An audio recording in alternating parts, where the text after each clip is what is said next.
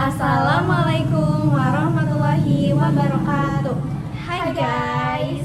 Sebelumnya perkenalkan, aku Adina Permata. Aku Sinti Aura. Kita berdua bakal ceritain tentang sejarah Kesultanan Demak. Kalian penasaran kan ceritanya kayak gimana? Kayak gimana ya ceritanya? Yuk dengerin ceritanya. Check it out, bye! Kerajaan Demak adalah kerajaan Islam pertama di Pulau Jawa yang berdiri sekitar abad ke-15. Selain itu, Kerajaan Demak juga merupakan salah satu pusat persebaran agama Islam yang ada di Indonesia. Dalam hal penyebaran agama Islam, Kerajaan Demak dibantu oleh sosok Wali Songo, yang dimana letak Kerajaan Demak ini berada di Jawa Tengah, yang tepatnya di sebuah daerah bernama Bintoro.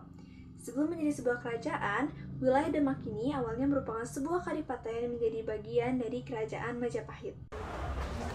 Kerajaan Demak didirikan oleh Raden Patah pada 1500 Masehi yang berlokasi di Demak, Jawa Tengah, yang merupakan kerajaan Islam pertama di Pulau Jawa.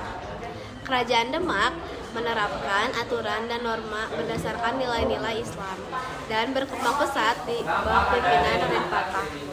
Kerajaan Demak juga memainkan peran penting dalam penyebaran agama Islam di Jawa dan menjadi salah satu kerajaan Islam terkuat pada masanya, sehingga memperluas wilayah hingga Jepara, Tuban, Sedayu, Palembang, Jambi, dan beberapa wilayah di Kalimantan. Dan masa pemerintahan Raden Patah berakhir pada tahun 1518. Pemerintahan Raden Patah berakhir dan diturunkan tahtanya kepada sang anak, yaitu Pati Unus, yang berkuasa pada 1518 Masehi sampai 1521 Masehi. Pati Unus ini bergelar Pangeran Sablangor, namun hanya berkuasa selama 3 tahun karena ia gugur dalam usahanya menyerbu Portugis kedua kalinya ke Malaka pada tahun 1521. Kedudukan selanjutnya diisi oleh Sultan Trengana yang dikenal karena terlibat dalam pertempuran merebut Sunda Palapa di bawah pimpinan Fathahillah. Puncak kejayaan berlangsung pada 1521 sampai 1546 di bawah kepemerintahan Sultan Trengana, yang dimana kerajaan Demak menguasai kerajaan Madura, Blambang, Mataram, dan Pajang, sehingga berakhirlah pemerintahan Sultan Trengana karena wafat dalam peperangan yang terjadi di Pasuruan tahun 1546. Setelah kedudukan Sultan Trenggana berakhir, tahta turun ke anaknya, yaitu Sultan Prawoto, yang berkuasa pada 1546 sampai 1549 Masehi. Ia hanya memimpin beberapa tahun saja karena ia lebih memilih untuk menjalani kehidupannya sebagai ulama yang menyebarkan agama Islam ke seluruh penjuru Jawa. Selanjutnya, tahta jatuh pada sosok bernama Arya Penangsangan. Dalam sejarahnya dikatakan bahwa Sunan Prawoto meninggal karena dibunuh oleh Sultan Arya Penangsangan karena ia ingin mengambil alih kekuasaan di Kerajaan Demak. Arya Penangsangan memindahkan pusat pemerintahan ke Jipang. Lalu berbagai konflik muncul setelah tindakan itu dilakukan, apalagi setelah adanya pemindahan Kerajaan Demak ke Pajang pada tahun 1586 karena Sultan Hadiwijaya berhasil mengalahkan Arya Penangsangan. Dan pada masa itu Kerajaan Demak berakhir atau runtuh dan jatuh ke tangan Sultan Hadiwijaya yang ia merupakan seorang pendiri Kerajaan Pajang. Nah, ternyata ada beberapa alasan yang dimana ini tuh menyebabkan runtuhnya Kerajaan Demak.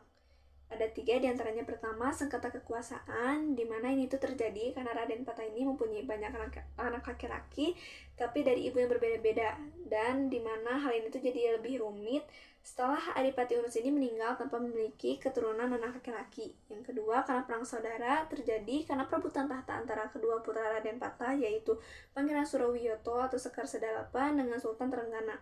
Ini terjadi karena Sedalapan yang merupakan putra tertua dari sang raja namun terlahir dari istri ketiga, sementara Sultan Trenggana ini yang lebih muda dari dia terlahir dari istri yang pertama.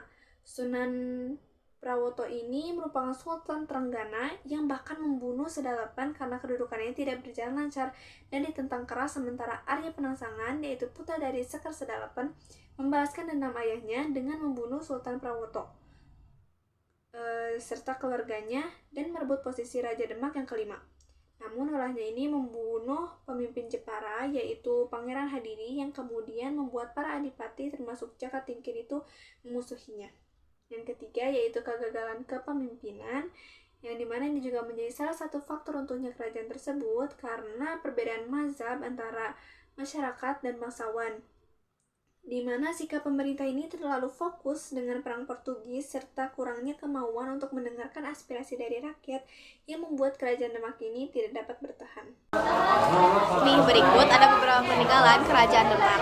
Yang pertama ada Masjid Agung Demak yang diperkirakan didirikan pada tahun 1479 Masehi, yaitu bangunan bersejarah yang terletak di daerah Kauman, Kecamatan Demak. Yang kedua ada Soko Tatal. Soko Tatal adalah tiang penyangga yang terbuat dari potongan kayu sisa pembuatan dari Soko Guru. Soko Guru sendiri merupakan 3 buah tiang yang menyangga Masjid Agung Demak. Nah, jadi gitu cerita dari Kesultanan Demak. Wah, ternyata menarik banget ya, dari pertama berdirinya, runtuhnya, terus meninggalnya juga menarik dan banyak banget. Iya dong. Oke, jadi segitu aja cerita sejarah Kesultanan Demak. Sampai jumpa lagi. Dadah.